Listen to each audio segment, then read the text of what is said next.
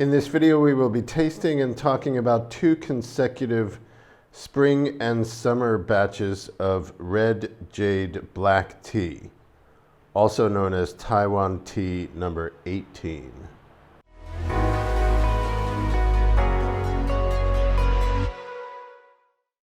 We're here today tasting spring and summer 2022 batches of red jade black tea, also known as Taiwan Tea number 18. The number is the registered number with the Tea Research and Extension Station that designed this hybrid strain of tea and has been promoting it since, has a little bit of local history since the post-earthquake 9/21 earthquake, September 21, 1999. The research station had been developing this strain for many years and released it right after the earthquake and promoted it quite a bit, subsidized farmers in the reconstruction of their farms after following the largest earthquake in many decades here in Taiwan. So it has a much deeper history. The name red jade or hong yu is given to a large leaf type strain that is a cross between the Taiwan indigenous tea tree strain, the actual wild tea tree that's found here in the mountains, and the Assam strain that was brought from India by the Japanese during their occupation from 1895 to 1945. The Japanese were endeavoring to develop a black tea industry in the same fashion that the British did in India, basically. After the British were banned from China, China closed its doors to British tea trade.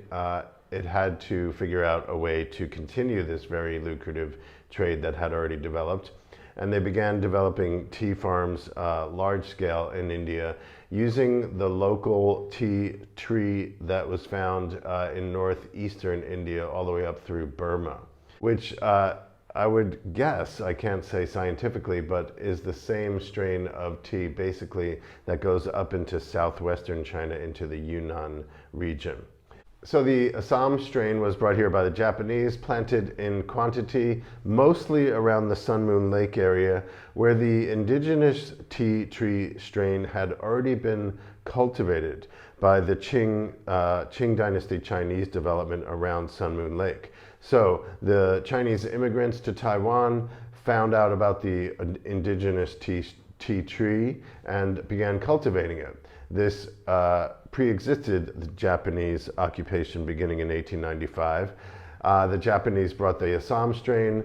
By nature, these 2 strains cross-pollinated. So red jade had already basically existed by the time the Japanese left in 1945. Then the KMT came and kind of restructured the tea industry back to what it kind of was before the Japanese, wanting to salvage basically the micro cultures of tea production in various parts of Taiwan. But they continued with this this hybrid between Assam and the Taiwan indigenous strain. Eventually, the Tea Research and Extension Station refined this strain and released it in 1999. It became quite popular for its distinctive quality.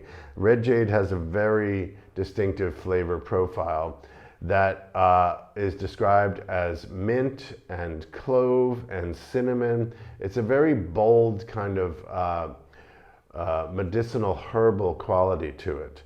When we procured the late spring batch, we actually waited. There was an early small crop in early spring. The spring batch that we procured was harvested on May 26th. Basically, the best black tea is made during the summer months, between late spring and early fall, because it's hotter, and the hot climate during the summer months results in a higher concentration of some of the active ingredients, the polyphenol compounds in tea. And that makes a better black tea, or a more flavorful black tea, specifically a more aromatic black tea. So we decided to taste these 2. We just got the most recent harvest from the last week of July, last few days of July actually. We haven't tasted it yet. So we're tasting it side by side with our current stock of late spring to see how they do together.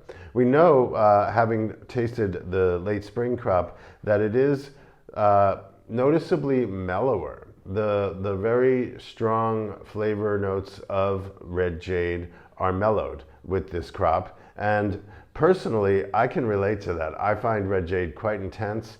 I like it, especially as a cold brew and or iced tea, and that's another reason we wanted to bring red jade to the forefront in the middle of summer here.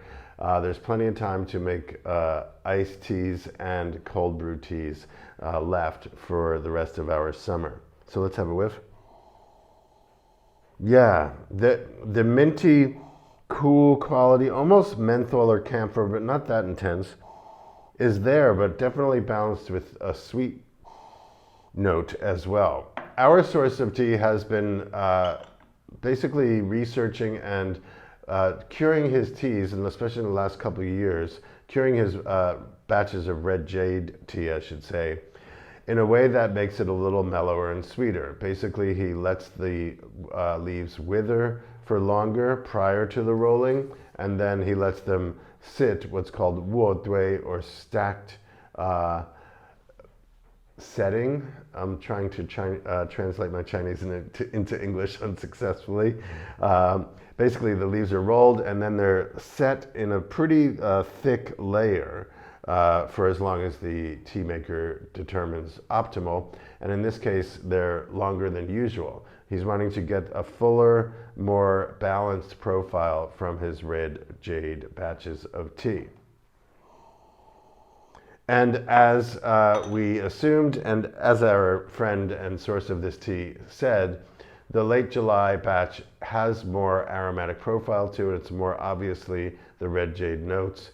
And just like with our seasonal crops of high mountain oolong, we wanted to experience this for ourselves and share our experience with our fans of black tea.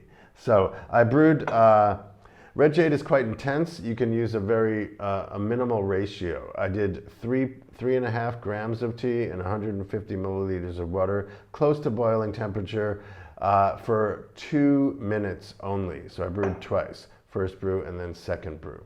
So that's 3.5 grams of tea, 150 milliliters of water, 2 minutes.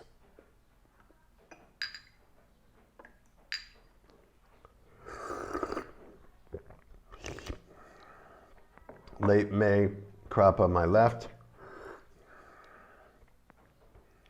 Yeah, it's a very subtle version of red jade. I kind of like that. I like a more balanced, integrated flavor profile rather than really loud notes, which red jade can definitely have. The concentration seems right. It seems like a ridiculously weak brew compared to what we use for oolongs, but that's what black tea offers, particularly red jade. The summer batch is lighter, definitely more fragrant, the kind of citrusy, fruity quality coming out of it, compared to a mellower, sweeter. Now that I taste the fruitiness in the July batch, I'm tasting it in the May batch as well. A very nice, light, fruity, almost citrusy quality to these. This one has a little bit more caramelized character to it.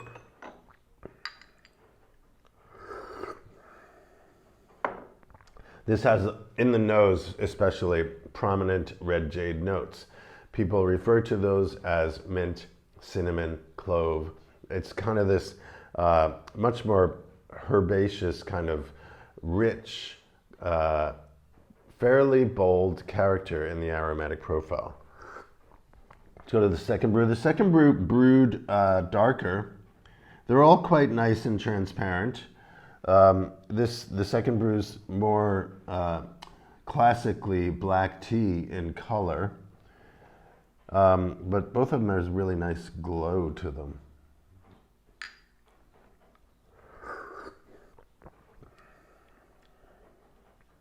stronger flavor in the second brew. So, indicating that a third brew is definitely a potential, I'd say, even though it's only 3.5 grams of tea, and brewing it for longer intervals than normal, 2-minute intervals.